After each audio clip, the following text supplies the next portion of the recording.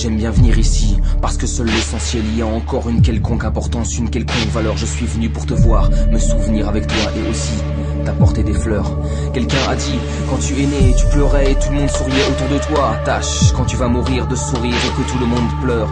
Alors qu'approche l'heure du dernier soupir, certaines vies à leur aurore se révèlent avoir été aussi discrètes et simples que remplies. La tienne était de celle-ci, en ce jour de malheur, c'était les tiens et aussi tout ton entourage qui versait des larmes d'émotion, de tristesse et de détresse alors que tu t'en allais avec courage. Au moment ultime où toute pudeur s'efface, où les sanglots étouffent le moindre mot, où le fond prend pas sur la forme, où les forces du corps s'enfuient pour faire place à des ressources insoupçonnées de dignité et de foi. Tu as fait face et sans bruit, tu es parti. Tu es parti. Et le temps s'est figé pour les tiens. Je me rappelle comment leur monde s'est effondré, tout ce qu'ils auraient donné pour que la terre s'arrête de tourner, pour te rendre hommage. C'était la première fois pour moi et aujourd'hui encore, c'est comme si c'était hier. Ces images, l'œil rouge sur le seuil de ta chambre, un regard posé sur ce corps autrefois si vivant mais là tellement froid. Et puis cette boîte en bois, ton cercueil, je me rappelle pour toujours je pense.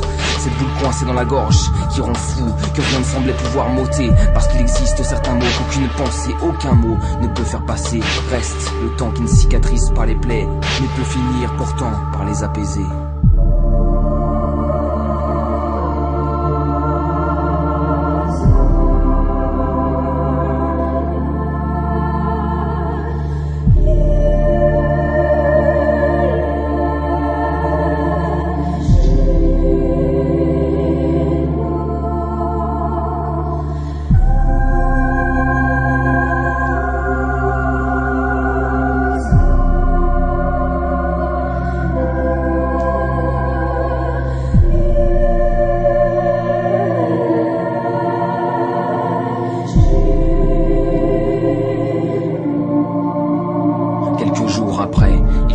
Ils appellent ça la dernière demeure. Il faisait beau ce jour-là, beaucoup ne le voyaient même pas, mais quelque chose flottait dans l'air.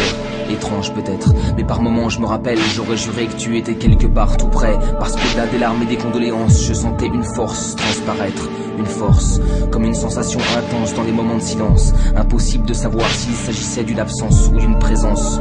En tout cas, ce jour-là, tout a chaviré à jamais. C'était presque comme une seconde naissance, la fin de l'illusion de ma toute-puissance. C'est une porte qui s'est pour toujours ouverte. Tu es parti et aussitôt s'est rendu le dernier carré de résistance de mon innocence enfantine.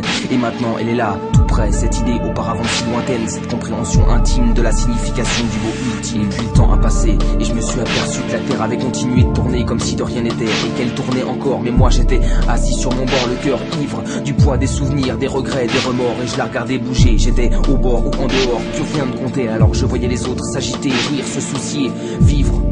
Et la tristesse a changé pour les tiens. Elle s'est faite plus perverse, plus intérieure, alors que ton nom s'effaçait peu à peu des lèvres. Pour eux il était partout et personne d'autre ne pouvait le comprendre. Cette colère, ces rancœurs au fond du cœur, comme si pour les autres tu n'avais même jamais été sur terre. Ici-bas c'est la peur qui domine, c'est dans le tableau de silence que l'on se terre. C'est comme ça, lorsqu'on s'en va, c'est seul et sans rien emporter avec soi. Et le temps passant, petit à petit il ne reste presque plus personne pour se souvenir. Combien par pudeur, par peur ou dans la douleur n'ose plus prononcer le nom de celui qui part.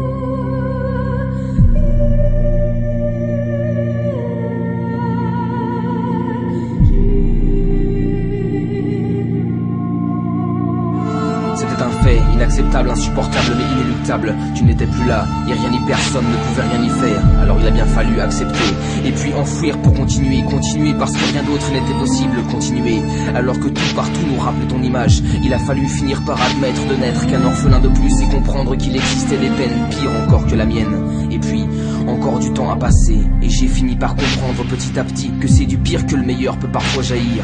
Comme une prise de conscience, que c'est par l'existence de la nuit que celle du jour prend du sens.